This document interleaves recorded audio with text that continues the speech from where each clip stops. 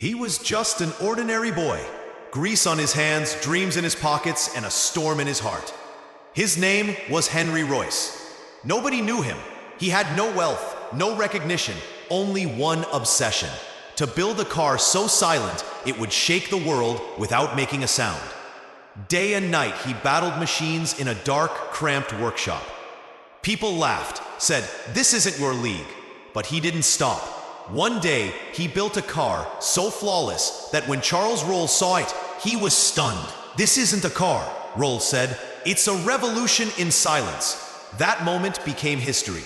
Rolls and Royce joined forces, and the name Rolls-Royce was born, a symbol now recognized by the richest and most powerful on earth. But never forget, it all started with a boy no one believed in.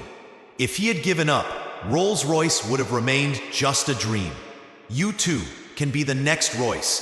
Grab your dream, throw yourself into it, and never look back. Because the world remembers those who turn the impossible into reality. Those who create thunder in silence.